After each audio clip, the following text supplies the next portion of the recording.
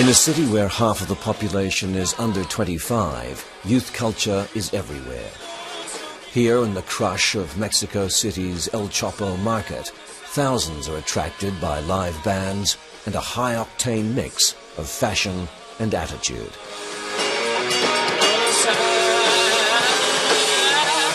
Somewhere between the second or third largest city in the world. And so that kind of size and scope permits youth to really do whatever the hell they want. Daniel Hernandez is a Mexican-American writer who's been covering the city's youth culture since he moved here from California 6 years ago.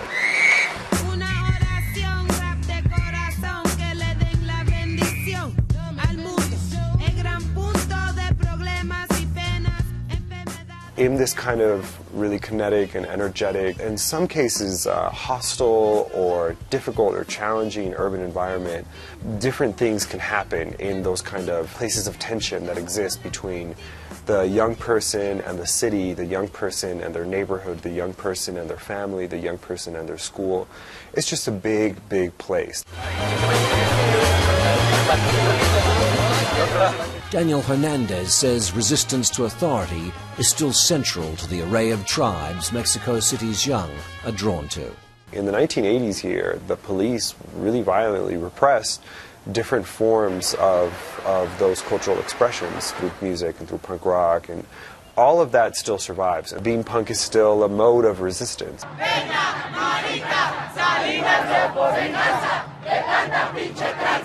A recent change in the nation's political leadership has seen an upsurge in youth-led resistance.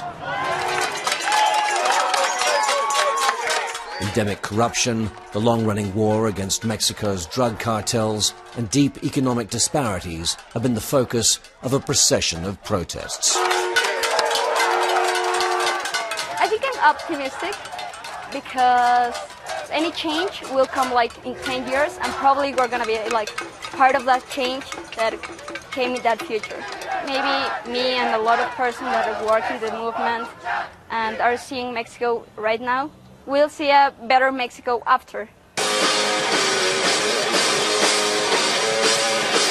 Mexico City's so-called youth explosion is set to get louder and more challenging over the coming years as the juggernaut of urbanization swells this megacity's ranks even further.